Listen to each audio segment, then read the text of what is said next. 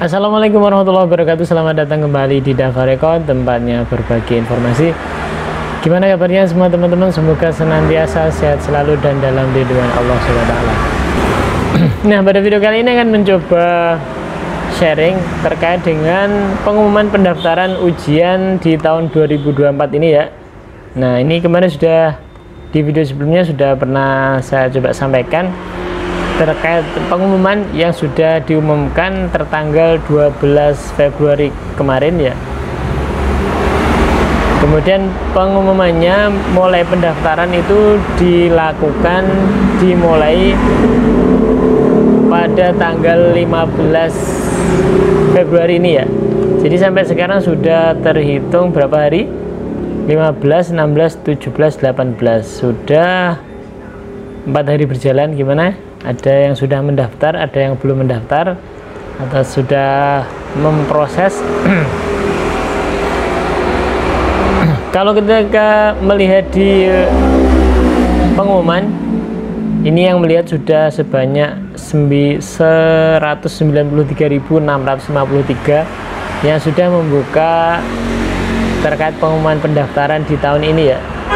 Artinya ini yang memproses itu sudah banyak sekali. Cuma untuk total yang sudah terdaftar nanti bisa dicek ketika sudah verifikasi data ya. Jadi nanti akan tertotal pendaftar di tahun 2024 ini totalnya berapa. Nah, ini karena sudah berjalan, jadi saya coba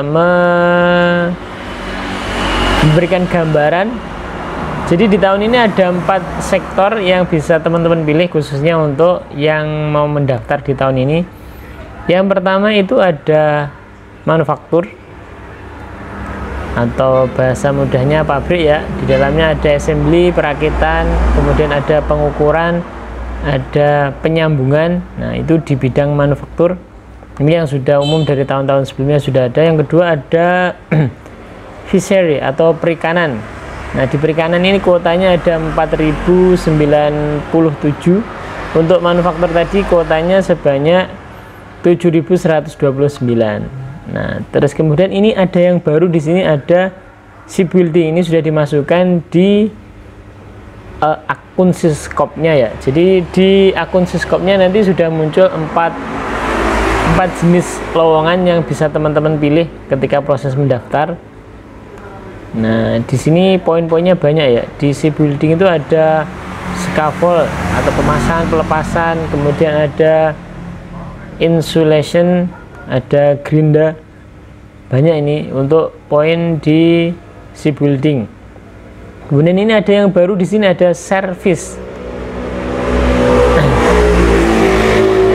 Untuk service ini ada, teman-teman bisa melihat poinnya. Untuk service 1 itu di dalamnya ada penanganan dan pembersihan limbah konstruksi dan bangunan. Kemudian ada penanganan material untuk daur ulang. Nah, di sini banyak poin-poin yang teman-teman bisa cermati. Ada pekerjaan terkait perekaman musik dan suara. Ini termasuk bidang baru yang ada di sektor servis ya. Dari tahun-tahun sebelumnya setahu saya masih belum ada, jadi masih di tahun ini. Dan untuk kuotanya sebanyak di servis 1 ini 101. Kemudian yang di servis 2 ini ada hubungannya dengan penanganan pekerjaan di hotel, resort, akomodasi lainnya termasuk fasilitas dapur. Kemudian ada lagi di pekerjaan dukungan untuk restoran makanan Korea. Ini kuotanya sebanyak 4.782. Nah, poinnya di sini teman-teman sudah menentukan pilihan di bidang apa. Khusus yang belum mendaftar, nah saya coba berbagi di sini. Dari tahun sebelumnya yang sudah ada itu manufaktur, perikanan, ada konstruksi, dan ini ada yang baru di sini adalah tentang servis.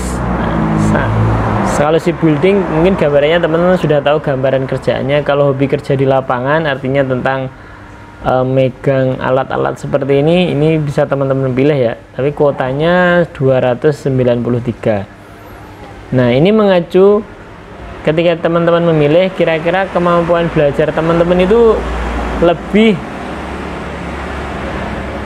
mengarah kemana gitu. Kalau misalnya saya pribadi lebih menyarankan teman-teman untuk fokus di manufaktur ya.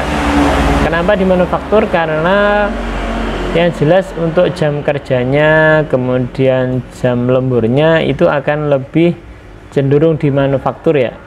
Kemudian pekerjaannya lebih terfokus di pabrik, entah nanti pabriknya di bidang apa, yang jelas arahnya nanti tetap di pabrik ya. Kalau yang kedua ini di perikanan, itu lebih cenderung ya kita di kapal dan sebagainya untuk pekerjaan. Ya mungkin ada yang berada di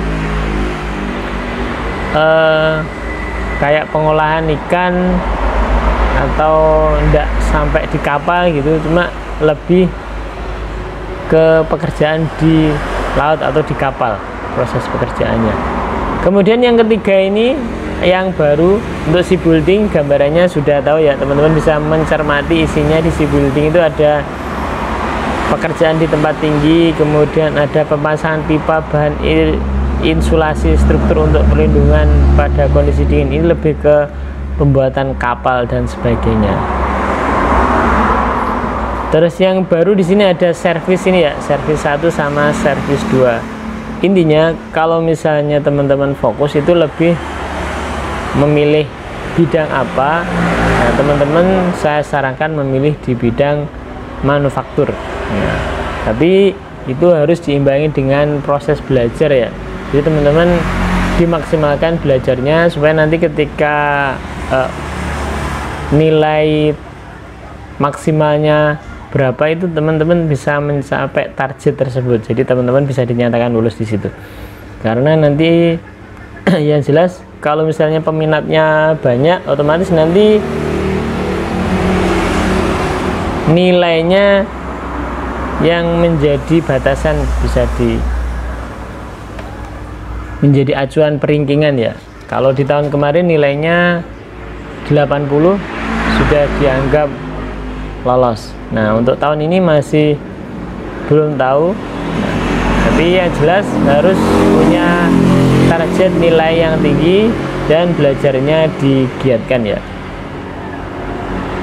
Namun itu saja untuk video pada kesempatan kali ini. Masih ada waktu 2 hari untuk teman-teman yang belum mendaftar di tahun ini, karena nanti kesempatannya mungkin ada lagi di tahun depan untuk yang pemula ya. Dan untuk teman-teman kemarin yang mungkin belum lulus bisa mencoba ujian lagi di tahun ini, dan semoga teman-teman yang proses bisa dimudahkan dan bisa lulus di tahun ini. Nah, ada kurang lebihnya untuk video kali ini, saya mohon maaf. Saya akhiri, wassalamualaikum warahmatullahi wabarakatuh.